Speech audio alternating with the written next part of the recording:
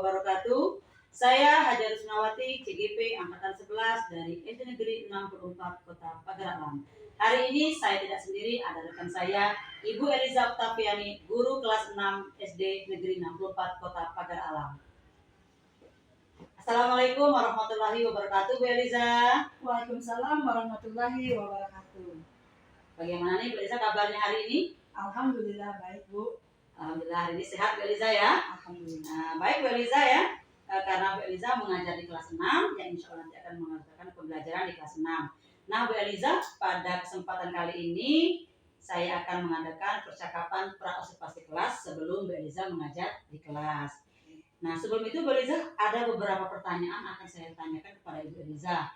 Yang pertama nih Bu Eliza, kira-kira tujuan pembelajaran yang akan Ibu Eliza sampaikan nanti pada saat pembelajaran di kelas itu apa saja Bu?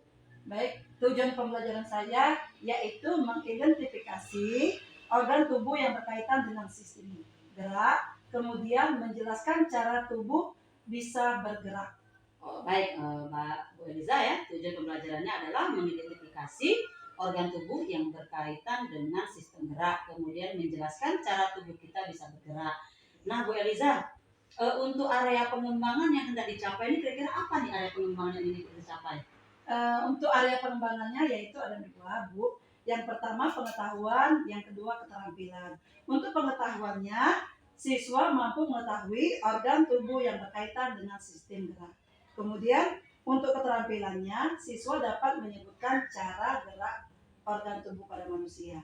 Oke, Bu Eliza ya, untuk area pengembangan yang hendak ingin dicapai yaitu pertama ada aspek pengetahuan, yang kedua adalah aspek keterampilan. Untuk pengetahuan, siswa mengetahui anggota gerak tubuh pada manusia, kemudian pada aspek keterampilan, siswa dapat menyebutkan anggota gerak pada tubuh manusia.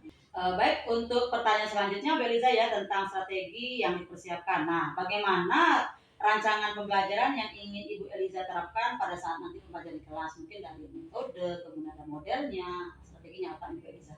Baik, untuk strategi yang akan saya gunakan yaitu saya menggunakan pembelajaran berdiferensiasi yang sesuai dengan minat siswa. Kemudian saya integrasikan dengan pembelajaran sosial emosional. Kemudian saya mengelompokkan siswanya sesuai dengan kemampuan dan keaktifan siswanya. Untuk mode pembelajarannya saya menggunakan pembelajaran berbasis masalah. Untuk metode, saya menggunakan metode berdiskusi kelompok, tanya jawab, serta penugasan, Bu. Iya, baik sekali. Bagus sekali Bu Eliza ya untuk strategi yang dipersiapkan. Yang pertama ada pembelajaran berdiferensiasi yang diintegrasikan dengan pembelajaran sosial emosional. Kemudian model yang akan diterapkan oleh Bu Eliza adalah problem based learning. Lanjut kemudian kepada metode, Ibu Eliza akan menggunakan metode diskusi, kemudian diskusi kelompok dan tanya jawab dan juga penugasan. Nah, sekarang Bu Eliza, setelah ini kita rancang, sudah Bu Eliza merancangnya semua, kemudian kira-kira kapan ya waktu pelaksanaannya akan dilaksanakan oleh Bu Eliza? Baik, untuk pembelajaran IPAS ini akan saya laksanakan pada hari Selasa sesuai dengan jadwal, yaitu di pelajaran jam pertama pada tanggal 22 Oktober tahun 2024. Oke, baik, untuk waktu pelaksanaan akan dilaksanakan pada hari Selasa di jam pertama Bu Eliza ya. Iya. Nah, kemudian media apa nih yang Bu Eliza gunakan? Untuk media saya menggunakan Enfokus, proyektor, kemudian speaker aktif, Bu. Iya, bagus sekali Bu Eliza ya, untuk medianya sudah menggunakan proyektor, Enfokus dan juga speaker ya. Nah Bu Eliza, terkait semua yang sudah Ibu Eliza rancang ini, setelah Ibu Eliza mengutarakan apa itu tujuan pembelajarannya, kemudian area pengembangannya, strategi yang dipersiapkan. Nah, setelah kita melaksanakan percakapan ini nih, apa sih yang Ibu Eliza rasakan? Alhamdulillah yang saya rasakan, saya senang karena sudah diwawancarai oleh Ibu Hajar Rusnawati, calon guru penggerak angkatan 11.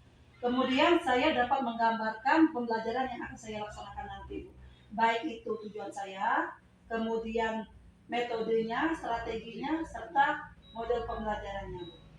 Oke, terima kasih Bu Eliza ya, terkait tujuan pembelajaran, area pengembangan yang dicapai, kemudian strategi yang dipersiapkan, baik dari media dan segalanya, itu akan saya lihat nanti setelah Bu Eliza melaksanakan pada saat pembelajaran di kelas, dan saya akan melaksanakan observasinya. Hari ini saya sangat senang sekali bisa ngobrol dengan Bu Eliza terkait tentang persiapan Bu Eliza akan melaksanakan pembelajaran di kelas. Terima kasih banyak Bu Eliza ya untuk hari ini. Baik belajar, saya akhiri ya. Assalamualaikum warahmatullahi wabarakatuh. Waalaikumsalam warahmatullahi wabarakatuh. Assalamualaikum warahmatullahi wabarakatuh. Waalaikumsalam warahmatullahi wabarakatuh.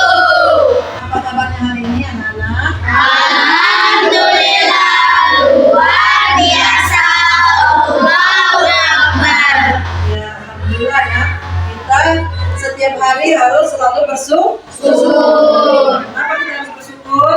Karena kita masih diberi kesempatan untuk datang ke sekolah untuk belajar.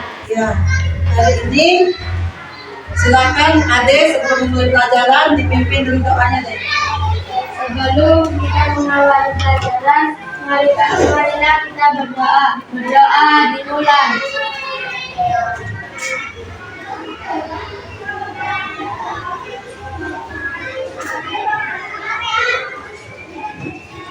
Berdoa selesai.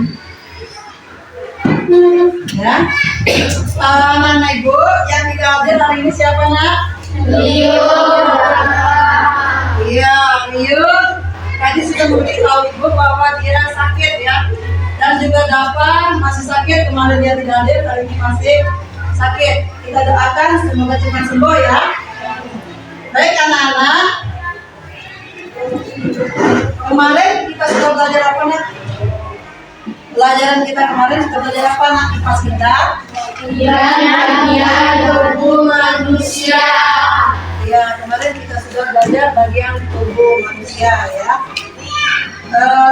Sebelum kita mulai pelajaran, tadi yang berangkat ke sekolah berjalan kaki siapa? Oke, bagus. Tadi berjalan kaki dari rumah ke sekolah. Kalau kita berjalan kaki, bagian mana yang bergerak? Iya, kaki. Baik anak-anak, hari ini kita akan belajar kipas, yaitu bagaimana tubuh kita bergerak. Ya, tujuan pembelajaran kita hari ini yang pertama mengidentifikasi organ tubuh yang berkaitan dengan sistem gerak. Lihat di bukunya ya. Terus menjelaskan bagaimana tubuh kita bisa bergerak. Ada di buku, ya. Lihat di bukunya di halaman 3 ya. Sekarang perhatikan ke depan. Sebelum kita memulai pelajaran kita explain dulu ya. Sepertinya sudah Zoom ya. Padahal masih pagi. Tepuk semangat. Semangat. Ding ding ding. Dung dung dung. Dan dan dan. Ding ding ding. Dung dung dung. Se. Aha aha. Aha aha. Aha aha. Semangat. Oke, sudah semangat? Sudah. Masih ada ngantuk? Sudah. Sudah semangat? Perhatikan ke depan. Ibu ada video pembelajaran yaitu membahas materi IPAS kelas 6 bab 1 tentang bagaimana tubuh kita bergerak. Topik yang akan kita bahas adalah topik A, perhatikan ke depan ya. sendi, dan otot, aktor di balik bentuk tubuh kita. Untuk dapat bergerak dan melakukan aktivitas sehari-hari, tubuh kita dilengkapi dengan sistem gerak yang terdiri atas kerangka, otot, sendi, dan sistem saraf. Lalu bagaimana kerangka, otot, dan sendi mengatur gerak tubuh kita? Mari kita bahas lebih lanjut. Kerangka, apa saja fakta tentang rangka yang harus kita ketahui? Kerangka adalah alat gerak pasif. Kerangka manusia tersusun dari 206 tulang. Antara tulang yang satu dengan tulang yang lain dihubungkan oleh bagian yang disebut dengan sendi. Kita dapat melakukan berbagai aktivitas karena mempunyai rangka tubuh yang dikendalikan oleh sistem saraf. Kerangka tulang memberikan bentuk pada tubuh manusia dan membantu untuk berdiri tegak. Kerangka juga menjadi tempat melekatnya otot-otot penggerak tubuh sehingga kita dapat berjalan, berlari, melompat, dan melakukan gerakan lainnya. Kerangka melindungi organ-organ lunak di dalam tubuh. Contohnya, tengkorak kepala melindungi otak, serta tulang rusuk dan tulang dada yang melindungi paru-paru dan jantung. Otot adalah alat gerak aktif. Otot melekat pada tulang dan membantu melakukan berbagai gerakan tertentu. Otot dapat meregang dan menegang sesuai kebutuhan. Tulang-tulang di tubuh bisa bergerak dikarenakan otot. Otot memiliki 3 sifat, yaitu 1. Kontraktilitas, yaitu otot bisa memendek ketika kontraksi. 2. Ekstensibilitas, yaitu otot bisa memanjang ketika relaksasi. 3. Elastisitas, yaitu otot bisa kembali ke ukuran semula. Otot manusia ada 3 jenis, yaitu 1. Otot polos, yaitu bentuknya ototnya gelondong seperti potongan-potongan kayu, bekerja tanpa kita sadari, tanpa diperintahkan. Terdapat pada saluran pencernaan, pembuluh darah, saluran pernapasan, dan sebagainya. Saat bernapas, otot diafragma dapat mengembang atau melukis secara otomatis tanpa kita perintahkan. 2. Otot lurik, yaitu bentuknya serabut seperti serabut kabel. Sering digunakan saat kita beraktivitas sehari-hari, menempel pada rangka dan dapat dikendalikan secara sadar. Saat kita mengangkat benda, otot ini akan berkontraksi dan membuat kita mampu mengangkat benda. Saat mengunyah, otot rangka pada bagian rahang akan berkontraksi dan menyebabkan rahang bergerak. Begitu halnya ketika kita sedang buang air besar. Dan yang terakhir adalah otot jantung, yaitu bentuknya serabut dan membentuk anyaman antara serabut yang satu dengan serabut lainnya. Hanya terdapat di dinding jantung, bekerja tanpa kita sadari atau tanpa diperintahkan. Saat tidur, makan, atau belajar, otot jantung tetap memompa darah ke seluruh tubuh. Sendi, berdasarkan jenis geraknya, sendi di dalam tubuh dapat dibagi menjadi 3, yaitu 1. Sinartrosis atau sendi mati, atau dikenal juga dengan sendi fibrosa, yaitu sendi yang menghubungkan 2 tulang atau lebih yang tidak menimbulkan pergerakan. Contohnya, sendi antar tulang tengkorak yang disebut sutura dan sendi penghubung gigi dan tengkorak yang disebut domfosis. 2. Amfiartrosis atau sendi kaku, yaitu sendi yang memungkinkan pergerakan, walau sifatnya terbatas. Contohnya, sendi pada ruas tulang belakang dan simfisis pubis pada pinggul. 3. Diartrosis atau sendi gerak, atau dikenal dengan sendi sinovial, yaitu sendi yang memiliki cairan sinovial sebagai pelumas sehingga sendi dapat digerakkan. Contohnya, sendi pada bahu dan lutut. Sendi berdasarkan arah gerak. Adapun berdasarkan arah gerakannya, sendi dapat dibagi menjadi 6 macam, yaitu 1. Sendi putar, yaitu sendi yang memungkinkan satu tulang dapat melakukan putaran terhadap tulang lain. Contohnya yang terdapat di antara tulang leher dan tengkorak, seperti saat kalian memutar kepala. 2. Sendi geser, yaitu sendi yang memungkinkan pergerakan tulang yang menggeser tulang yang lain. Contohnya, sendi yang menghubungkan tulang-tulang di pergelangan tangan dan sendi pada ruas tulang belakang. 3. Sendi pelana, yaitu sendi yang dapat memberikan gerakan 2 arah. Contohnya, sendi penghubung tulang pergelangan tangan dengan pangkal dari tulang ibu jari. 4. Sendi engsel, yaitu sendi yang memungkinkan tulang bergerak menyerupai gerakan pintu dan bersifat satu arah, hanya dapat diluruskan atau ditekuk. Contohnya, sendi pada lutut dan siku-siku. 5. Sendi gulung, yaitu sendi punya gerakan 2 arah, bisa depan belakang atau kanan kiri. Contohnya, sendi pada tulang rahang kalian. 6. Sendi peluru adalah jenis sendi yang berbentuk seperti peluru. Sendi peluru memungkinkan bagian tubuh kita bergerak ke segala arah dan memutar. Contohnya adalah sendi di bagian pinggul yang menyatukan tulang panggul dengan tulang paha, sendi pada bahu yang menghubungkan tulang belikat dengan tulang lengan. Demikianlah pembahasan rangkuman materi kita kali ini. Terima kasih, dan sampai bertemu di video pembelajaran. Nah, itu tadi video pembelajaran kita, yaitu bagaimana tubuh kita bergerak. Nah, dari video yang kita dengar tadi, yang kita lihat tadi, bagaimana tubuh kita bisa bergerak, anak-anak? Karena ada apa tadi? Iya, sendi, otot, dan sistem saraf. Apa itu sendi tadi, nak? Iya, apa tadi? Iya, kalau kerangka adalah alat gerak yang pasif. Sedangkan sendi, apa itu sendi? Iya, bagus. Itu adalah sendi. Nah, sekarang kalau otot, apa itu otot, Armi? Iya, itu otot. Jadi setiap hari kita bisa bergerak, kita bisa berjalan dari rumah menuju sekolah, ataupun kita olahraga itu karena adanya apa tadi? Sendi, otot, dan sistem saraf. Dengan adanya ketiga bagian dari itu tadi, maka kita bisa bergerak bebas seperti, nah, kita melipat atau membuka tangan kita, atau kita menggerakkan kaki kita, atau kita berjalan.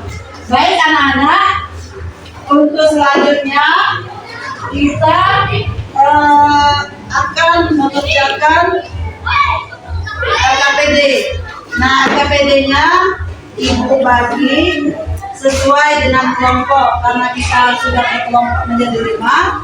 Kamu jawab, ya, berdiskusi dengan teman sekelompoknya. Ya.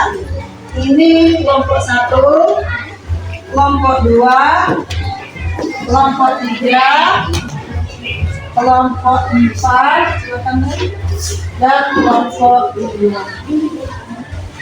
Nah, sekarang lihat LKPD yang Ibu berikan. Sudah ada? Sudah ada semua? Sudah. Kalian buka LKPD-nya atau tugas kalian, yaitu memberi label atau menuliskan pada bagian-bagian di bawah ini. Ini ada sistem kerangka, ya. Kalian isi pada kotak-kotak ini, ya. Lihat, boleh lihat buku, boleh lihat buku di sini. Nah, seperti misalnya nomor 1 ini, ini tulang daki, sudah ditulis. Sebelum kalian tulis, kalian jawab, jangan lupa diberi nama kelompoknya. Tadi kelompok 1 anggotanya siapa-siapa. Seterusnya ya sampai kelompok 5. Silakan. Siapa yang nulis? Yang tulisannya bagus yang nulis seperti ini.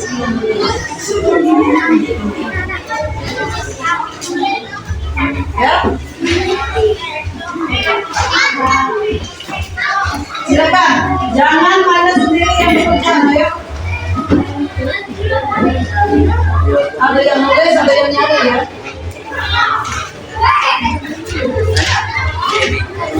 Sistem kerangka, beri label pada bagian-bagian di bawah ini. Arti beri label, beri nama, ya.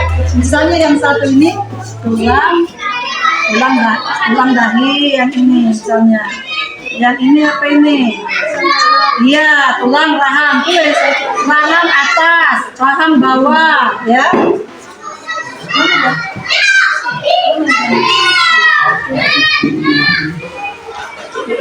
Nah, yang ini misalnya tulang panggung. Nama kelompoknya ditulis di sini ya. Di sini. Siapa anggotanya ditulis ya. Kelompok apa? Ya, tulis. Ya. Misalnya ini tulang. Cari di buku, buka di bukunya.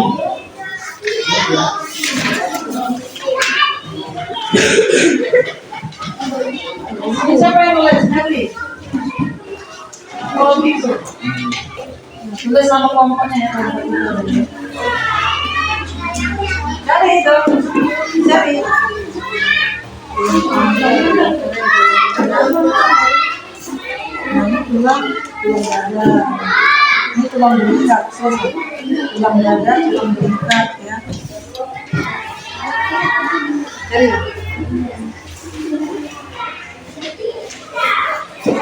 Harus bekerja sama lah ya, karena ibu akan menilai kerjasamanya ya. Kalau bekerja sendiri bukan diskusi kelompok namanya ya. Kelompok berapa kamu tadi bilang? Ya tulis.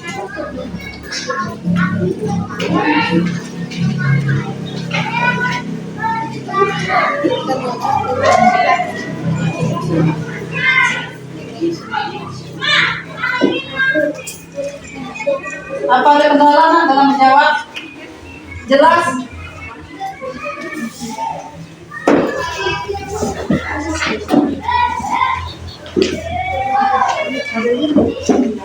Jangan sendiri deh. Ada ambil sama-sama ambil. Siapa yang nulis? Zaida. Hah? Iya ditulis ini misalnya dalam apa? Ada bulan. Cari di sini. Kan ada.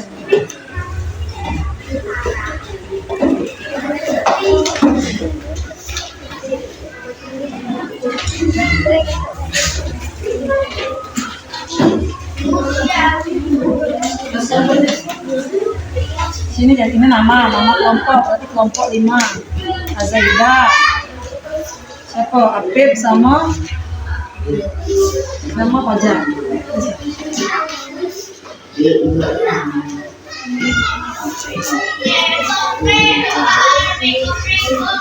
Sudah selesai?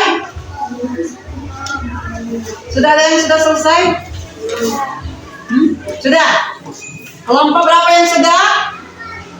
Ya, kelompok 3. Silakan maju ke depan untuk membacakan hasil diskusi kelompoknya. Silakan Randy. Ya.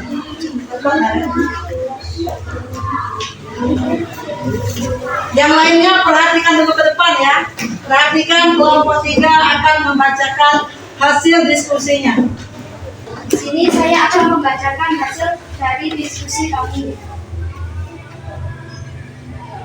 Sistem kerangka: tulang dahi, tulang pipi, tulang belikat, tulang tangan, tulang dada, tulang pinggul, tulang kering.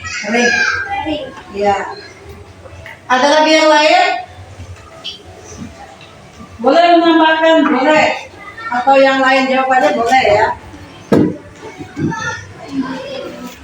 Kalau tidak ada, kita beri tepuk tangan dulu untuk kelompok 3. Terima kasih untuk Merli ya, karena sudah berani tampil membacakan hasil dari diskusi kelompoknya. Nah, anak-anak yang lainnya silakan kumpulkan dulu ke depan. KPD-nya kumpulkan semua ke depan. Kelompok ya.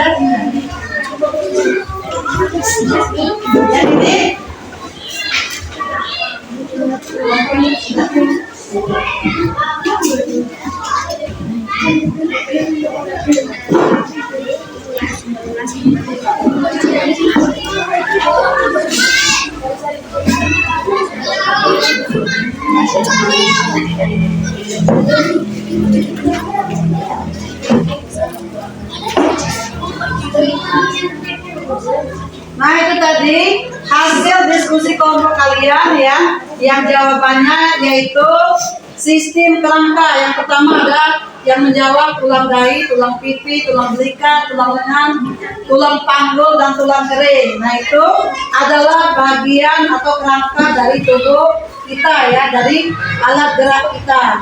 Nah, beri tepuk tangan dulu untuk kerjasama kita hari ini. Nah, anak-anak, itulah pembelajaran kita hari ini tentang anggota gerak pada tubuh manusia atau bagaimana tubuh kita bisa bergerak. Untuk pembelajaran selanjutnya kita akan belajar sistem saraf. Ya, jangan lupa belajar di rumah. Sampai di sini pelajaran kita hari ini. Ibu akhiri dengan Assalamualaikum. Nah, skip.